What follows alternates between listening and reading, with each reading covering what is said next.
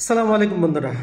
অনেকেরই প্রশ্ন ছিল যে পৈতৃক সম্পত্তি আমরা বাবার যে কন্যা, এখন ভাই যারা আছেন তারা ভালো জমিগুলা নিচ্ছেন, জমির অংশ আমাদেরকে সেম সেম দিচ্ছেন, কিন্তু জমির সব জায়গায় দাম সমান না। এক্ষেত্রে কি করণীয়?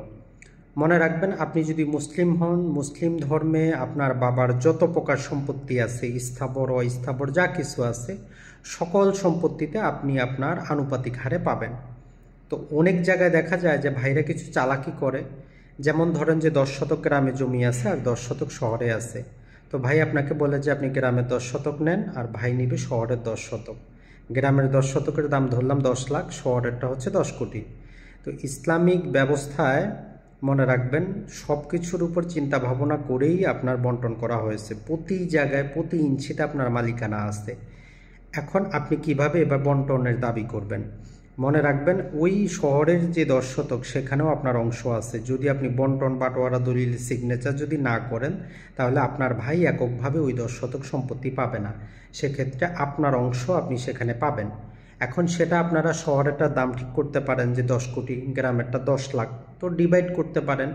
ওই হিসাবে যিনি শহরেরটা নিবে উনি তার অংশ মোতাবেক নিবে, যিনি গ্রামেরটা নিবে তার অংশ মোতাবেক নিবে।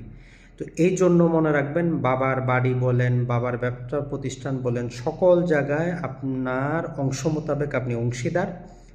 অতএব রাস্তার পাশেরটা বড় ভাই দখল করে আছে, তার দাম বেশি, সেখানে আপনি দাবি করতে পারবেন না, এমন কিছুই না। ইসলামিক ফারায়েজে আপনি সকল অংশে আপনি অংশীদার। সবচেয়ে বেস্ট হয় সম্পত্তির দাম নির্ধারণ করে বন্টন করাটাই। বাংলাদেশে আমরা জানি, ভালো জায়গা ভাইদের মধ্যে যারা চালাক বা বোনদের মধ্যে যারা চালাক, তারা ভালো জায়গাটা নিয়ে সেখানে বাড়িদারি করে আসে, ভালো অংশটা তাদের দখলে আছে। তো এক্ষেত্রে সবচেয়ে বেস্ট হচ্ছে আপনি জায়গার দাম নির্ধারণ করে বন্টন করেন, খুব সহজেই বন্টিত হবে। অনেক ক্ষেত্রে দেখবেন যে একটা ফ্ল্যাট আছে, সেটা 4 ভাই মালিক, এখন ফ্ল্যাটটা তো আর 4 ভাগ করতে পারবেন না। তো সেটাও আপনি একটা, বিভিন্ন কোম্পানি আছে যারা আপনাকে সম্পত্তির ভ্যালুয়েশন করে দেয়, সম্পত্তির ভ্যালুয়েশন করেন, করে যারা রাখবে তারা বাকিদেরকে টাকা দিয়ে দিবে, তারা সেখানে একটা বন্টন বাটোয়ারা দলিল বা হ্যাবা দলিল করে তাদের অংশটা দিয়ে দিবে। এটাই হচ্ছে সবচেয়ে বেস্ট সলিউশন। তো আমরা ধারাবাহিকভাবে আপনাদেরকে ফারায়েজ রিলেটেড ছোটোখাটো ভিডিওগুলো নিয়ে আসবো, যাতে আপনারা প্রতারিত না হন, যাতে আপনি আপনার ন্যায্য অধিকার বুঝে পান।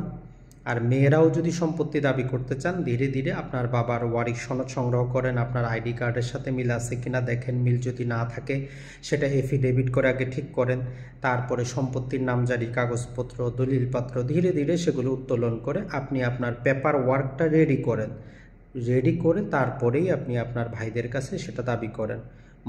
মনে রাখবেন যে আপনার বাবার সম্পত্তি আপনার, আপনার যদি অডেল সম্পত্তিও থাকে, আপনি যদি ভাইদেরকে দিয়ে দিতে চান, প্রয়োজনে বের করে সেইটা আপনি হিসাব করে তাদেরকে হাবা দলিল করে দেন।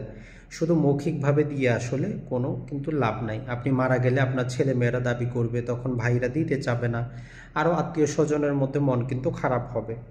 তো আশা করি আপনারা বুঝতে পেরেছেন, পৈতৃক সম্পত্তি বন্টনের ক্ষেত্রে অবশ্যই অবশ্যই সকল অংশে আপনি মালিক, শুধু যেগুলো জমির দাম কম সে অংশে মালিক, বিষয়টা কিন্তু এমন না।